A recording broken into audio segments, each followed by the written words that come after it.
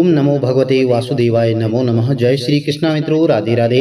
आज है इंद्रा एकादशी। चलिए व्रत कथा आरंभ करते हैं। बोलिए शंकर भगवान की जय, गणेश जी महाराज की जय, बोलिए श्री हरि विष्णु भगवान की जय। इंद्रा एकादशी का व्रत जो है आश्विन माह की कृष्ण पक्ष की एकादशी के दिन रखा जाता है। इस व्रत का बहुत बड़ा महत्व होता है। इस व्रत को करने से जो है यदि हमारे पितृ भी नीच योनि में पड़े रहते हैं उन्हें मोक्ष की प्राप्ति होती है। इंद्रा एकादशी के दिन पितरों के नाम से श्राद्ध कर्म करने के साथ साथ पद्म पुराण में जो वर्णित इंद्रा एकादशी की व्रत कथा जरूर श्रवण करनी चाहिए।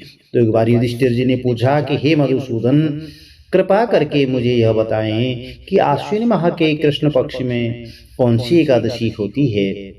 कृष्ण पक्ष में इंद्रा नाम की एकादशी होती है। भगवान ने बोला कि व्रत के प्रभाव से बड़े बड़े पापों का नाश हो जाता है और यदि हमारे पितृ जो है नीच योनि में पड़े रहते हैं तो उनको इस एकादशी के व्रत से सद्गति मिलती है। तो हे राजन, पूर्व काल में सत्ययुग में इंद्रसेन नाम के विख्यात राजकुमार थे जो अब महिष्मतीपुरी के राजा होकर के धर्म पूर्वक प्रजा का पालन करते थे। उनका यश सब ओर फैल चुका था। राजा इंद्रसेन भगवान विष्णु की भक्ति में तत्पर होकर के गोविंद के मोक्षदायक नामों का जप करते हुए और समय व्यतीत करने लगे।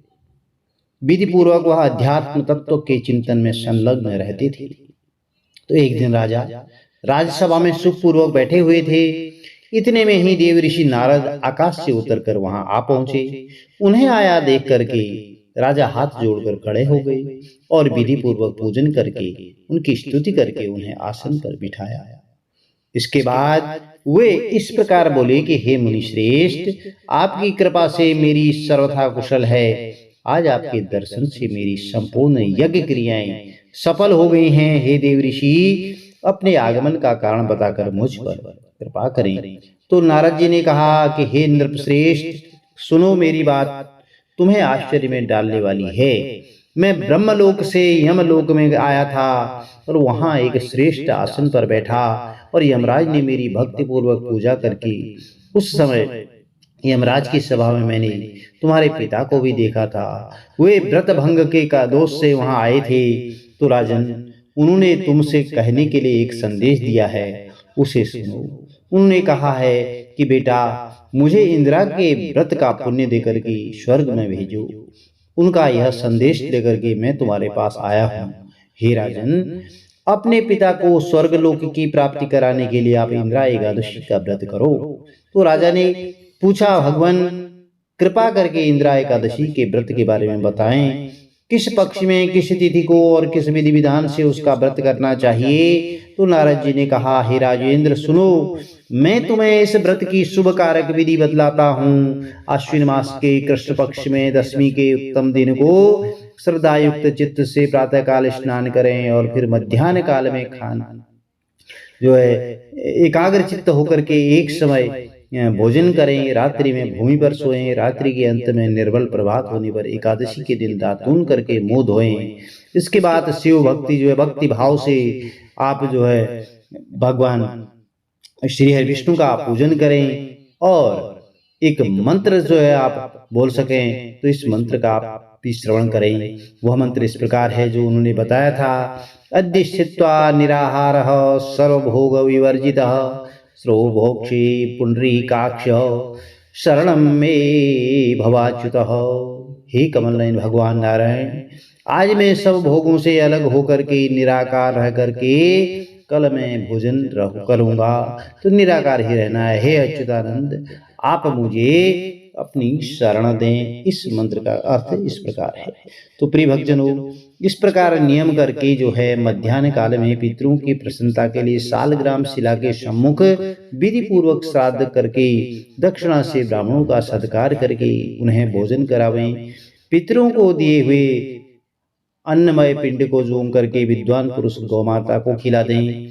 फिर धूप और गंध आदि से भगवान श्रीकेश का पूजन करके रात्रि में उनके समीप जो है जागरण करें। तत्पश्चात सवेरा होने पर द्वादशी के दिन पुनः भक्ति पूर्वक श्री हरि भगवान विष्णु की पूजा करें।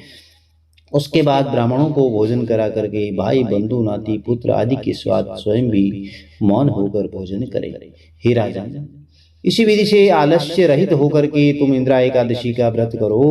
इससे तुम्हारे पितृ भगवान श्री हरि विष्णु के वैकुंठ धाम में चले जाएंगे। तो भगवान श्री कृष्ण कहते हैं कि हे राजन, राजा इंद्रसेन ने ऐसा कह करके देव ऋषि नारद जो है अंतर ध्यान हो गए और राजा ने उनकी बताई हुई विधि विधान से अंतपुर की रानियों और पुत्रों भृत्यों सहित उस उत्तम व्रत का अनुष्ठान किया। हे कुंती नंदन, व्रत पूर्ण होने पर आकाश से फूलों की वर्षा होने लगी। इंद्रसेन के पिता गरुड़ पर आरूढ़ होकर के श्री विष्णु धाम को चले गए और राजऋषि इंद्रसेन भी अकंटक राज्य का उपभोग करके अपने पुत्र को राज्य पर बिठा करके स्वयं स्वर्ग लोक को गए। इस प्रकार मैंने तुम्हारे सामने इंदिरा एकादशी के व्रत का महात्म्य का वर्णन किया है। इसको पढ़ने और सुनने से मनुष्य सभी पापों से मुक्त हो जाता है। बोलिए श्री हरि विष्णु भगवान की जय। प्रिय भक्तजनों, यदि आपको कथा अच्छी लगी तो चैनल को लाइक करें, शेयर करें, सब्सक्राइब करें, साथ में बेल आइकन जरूर प्रेस कर दें, जिससे आने वाली वीडियोस की नोटिफिकेशंस आपको ठीक समय पर मिलती रहे। भगवान श्री हरि विष्णु का आशीर्वाद आपके कुटुंब में सदैव बना रहे। आज के दिन आप जो है तुलसी पौधे के निकट दीपदान करें और घर के मंदिर में दीपदान करें।